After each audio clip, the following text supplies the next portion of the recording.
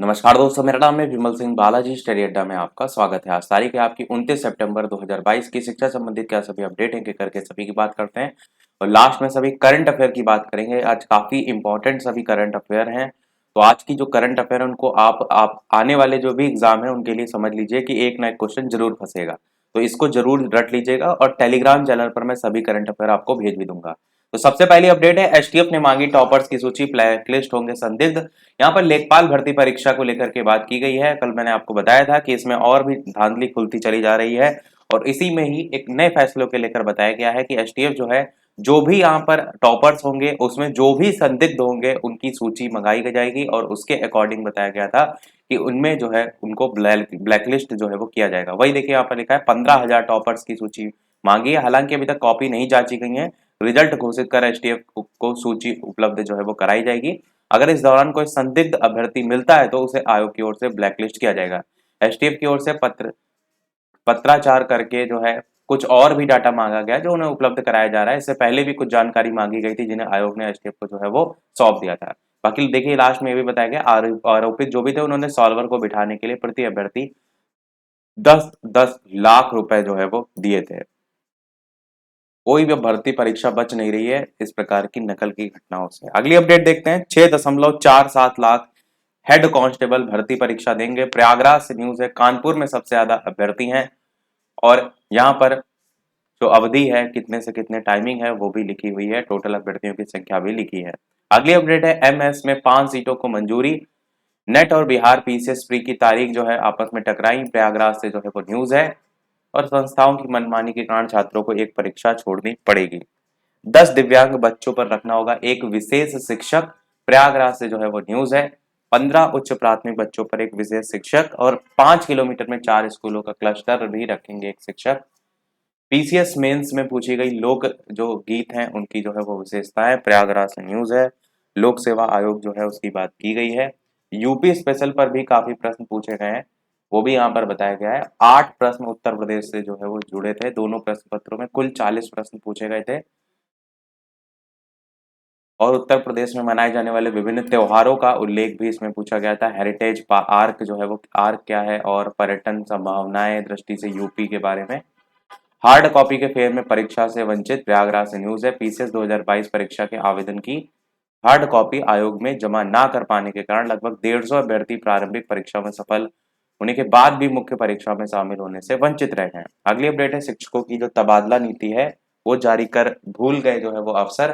प्रयागराज से जो है वो न्यूज है और इसमें 27 जुलाई को प्रमुख सचिव बेसिक ने जारी की थी नीति, उसकी बात की गई है। अगली अपडेट है, फीस वृद्धि पर कमेटी बनाई गई थी पर छात्र मिलने नहीं पहुंचे। प्रयागराज विश्वविद्यालय की बात की गई है। फीस वृद्धि का लगातार विरोध चल रहा है। शिक्षकों की तबादला नीति जारी कर भूल गए अफसर। अगली अपडेट आपकी, बीएड सीट आवंटित नहीं होने पर लौटाना होगा शुल्क। रुहेलखंड विश्वविद्यालय ने काउंसलिंग के लिए जारी की है गाइडलाइन। आज स्थापित होगा इसके लिए कंट्रोल रूम भी और वही यहाँ पर बताया गया है। तो इसका डिटेल नोटिफिकेशन हम आपको पहले भी दिखा चुके हैं। केंद्रीय कर्मियों का डीए 4% बढ़ा। गरीबों को मुफ्त राशन 3 माह और देखने को मिलेगा। नई दिल्ली से न्यूज है। मान्यता प्राप्त मदरसों से गैर मान्यता वालों की डिग्री का खेल अब जो है वो बंद होगा। 10 दिव्यांग बच्चों पर रखना होगा एक विशेष शिक्षक। प्रयागराज से न्यूज है। 15 उच्च प्राथमिक बच्चों पर एक विशेष शिक्षक होगा और टोटल दिव्यांग बच्चों की संख्या की बात की गई है। फैसला, अब यहाँ से सभी अपडेट आपको करंट अफेयर से देखने को मिलेंगी। मैंने पहले ही स्टार्टिंग बता दिया, आज की करंट अफेयर बहुत इंपॉर्टेंट है। तो जिसमें सबसे पहले मोस्ट इंपॉर्टेंट करंट अफेयर है, अनिल चौहान जो है वो नए सीडीएस बनाए गए हैं। लेफ्टिनेंट जनरल अनिल चौहान को बनाया गया है। दूसरे सीडीएस हैं देश के। पहले सीडीएस जनरल विपिन रावत के निधन के करीब 9 महीने के बाद उनकी नियुक्ति की गई है। 30 सितंबर को पदभार संभाल सकते हैं और 61 वर्षीय जो है ये है।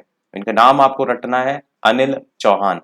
अगली करंट अफेयर की बात करें तो जो सीरीज टीम इंडिया और साउथ अफ्रीका के बीच T20 मुकाबले की है उसमें भारत ने पहला मैच जीत लिया है। 8 विकेट से हरा दिया है भारत ने और सूर्य कुमार और राहुल के शानदार शतक भी इसमें देखने को मिले। अगली अपडेट, 28 सितंबर 2022 को मनाई गई भगत सिंह की 115वीं जयंती। तो ये क्रम आप याद रखिएगा कि भगत सिंह की कौन सी जयंती मनाई गई और कब मनाई जाती है। बाकी भगत सिंह की अगर बात करें तो ब्रिटिश शासकों के द्वारा उनके साथी राजगुरु और सुखदेव के साथ उन्हें 23 मार्च 1931 को जो है वो फांसी दी गई थी। उन्होंने इंकलाब जिंदाबाद का नारा दिया था और एचआरए हिंदुस्तान रिपब्लिकन एसोसिएशन इसका गठन 1928 में इन्हीं के द्वारा किया गया था। अगली अपडेट है, मोहम्मद बिन सलमान बने सऊदी अरब के प्रधानमंत्री। अच्छा पॉइंट है, याद जरूर रखिएगा, सऊदी अरब के प्रधानमंत्री चुना गया है। इससे पहले ये रक्षा मंत्री के पद पर थे। चंडीगढ़ हवाई अड्डे का नाम बदलकर शहीद भगत सिंह अंतरराष्ट्रीय हवाई अड्डा हो गया है। मोस्ट इंपॉर्टेंट है क्योंकि भगत सिंह के नाम पर और इस प्रकार से जो भी नाम बदले जाते हैं वो किसी न किसी पेपर में जरूर पूछ लिए जाते हैं। 28 सितंबर 2022 को वित्त मंत्री निर्मला सीतारमण ने जो है इस हवाई अड्डे को शहीद भगत सिंह के नाम पर जो है वो रख दिया है। 115वीं जयंती के अवसर पर ऐसा किया है। भगवंत मान और दुष्यंत चौटाला के बीच एक बैठक में जो है इसका नाम बदलने के लिए सहमति हुई है। अगली अपडेट है, नरेंद्र सिंह तोमर होंगे G20 शिखर सम्मेलन में शामिल।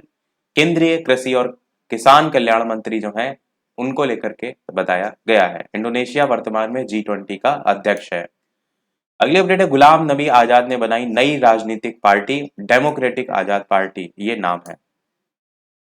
साथ ही जम्मू कश्मीर के पूर्व मुख्यमंत्री द्वारा कांग्रेस से नाता तोड़ने के 1 महीने बाद ये देखने को मिला है। विश्व रेबीज दिवस कल मनाया गया 28 सितंबर को। वायरल बीमारी के प्रभाव से आपका कैसे रोका जा सके, कैसे उसके संदर्भ में जागरूकता फैलाई जा सके, उसी के संदर्भ में मनाया जाता है। थीम आपको याद रखनी है, one health zero death, one health zero death, ये आपकी इस बार की थीम रही है। अगली most important current affair, Jhulan Goswami ने अंतरराष्ट्रीय क्रिकेट से संन्यास लिया। हालांकि संन्यास उन्होंने जो है वो अभी कुछ दिन पहले ही लिया था, 24 सितंबर 2022 को। आज 29 तारीख हो गई है और गोस्वामी जी ने अपने एक दिवसीय डेब्यू 2002 में इंग्लैंड के खिलाफ जो है खेला था और महिला वनडे क्रिकेट में सबसे ज्यादा विकेट लेने का रिकॉर्ड इन्हीं के नाम है। 2007 में ICC women's player of the year का पुरस्कार भी इन्होंने जीता है। 204 महिला एक दिवसीय मैच खेले जिसमें 22.04 की औसत से 255 विकेट इन्होंने लिए हैं। सरकार ने भारतीय सांकेतिक भाषा का मोबाइल ऐप साइन लर्न जो है वो लॉन्च किया है। तो ये आप केवल नाम याद रखिएगा, 10,000 शब्द इसमें शामिल है। उद्देश्य जनता के लिए आसानी उपलब्ध कराना। अगली मोस्ट इंपॉर्टेंट करंट अफेयर है, इसको लिख के ले लीजिए कि किसी ना किसी एग्जाम में आपसे जरूर से जरूर पूछी जाएगी। और ये आप जो देख रहे हैं इतना बड़ा सा यहाँ पर सितार टाइप का, ये आपको एक चौराहे पर जो है वो बनाया गया है और वो कहाँ है, तो वो अयोध्या में है। लता मंगेशकर चौक जो है उसका नाम रखा गया, इसका उद्घाटन हुआ है। 28 सितंबर 2022 को दिवंगत गायिका की 93वीं जयंती थी। इसी के अवसर पर यूपी के सीएम जो है उन्होंने अयोध्या में लता मंगेशकर चौक का उद्घाटन किया और अयोध्या में प्रसिद्ध नया घाट क्रॉसिंग का नाम बदलकर अब लता मंगेशकर क्रॉसिंग के नाम पर रख दिया गया। तो पहले नाम इसका क्या था, घाट क्रॉसिंग करके। क्रॉसिंग पर 40 फुट लंबा भारतीय शास्त्रीय संगीत वाद्यंत्र, 14 टन वजन की वीणा भी स्थापित की गई। तो ये जो ऊपर मैंने दिखाया ये वीणा है, 14 टन की है और 40 फुट लंबी है और ये जो है करंट अफेयर के लिहाज से बहुत ज्यादा इंपॉर्टेंट है। अगली अपडेट देखते हैं, राष्ट्रीय पर्यटन पुरस्कार में मध्य प्रदेश ने 8 पुरस्कार हासिल किए। तो मध्य प्रदेश ने इंदौर शहर भारत में पर्यटन स्थल के नागरिक प्रबंधन का भी सर्वश्रेष्ठ पुरस्कार जो है वो जीता है। उज्जैन को स्वच्छ पर्यटन स्थल पश्चिमी क्षेत्र का पुरस्कार मिला। आंध्र प्रदेश ने विजिट एपी अभियान की शुरुआत जो है वो की है। आंध्र प्रदेश के जो मुख्यमंत्री हैं YS जगनमोहन रेड्डी, इन्होंने अमरावती में विजिट एपी की अभियान की शुरुआत की है। ये केवल आपको नाम याद रखना है। अगली और इस वीडियो की लास्ट अपडेट देखते हैं। इसके अलावा वीडियो पसंद आए तो लाइक भी करते रहिएगा कि मेरठ की जो अन्नू रानी है वो होंगी उत्तर प्रदेश की ध्वजवाहक। गुजरात में गुरुवार से शुरू हो रहे राष्ट्रीय खेल में मेरठ की अन्नू रानी जो है उनको उत्तर प्रदेश दल की ध्वजवाहक बनाया गया है। तो इसको याद रखिएगा, राष्ट्रीय खेलों को लेकर के बात की गई है। तो यही था हमारे इस ओवरऑल अपडेट में। जितनी करंट अफेयर आप देख रहे हैं सब टेलीग्राम चैनल पर भी हम आपको प्रोवाइड करा देते हैं डेली, तो वहां से भी आप डाउनलोड कर सकते हैं। तो आज छोड़ में इतना ही रखते हैं, फिर वीडियो पसंद आए और लाइक जरूर कीजिएगा और लोग साथ शेयर जरूर कीजिएगा। मिलते हैं अगले अपडेट में, तब तक के लिए नमस्कार, जय हिंद।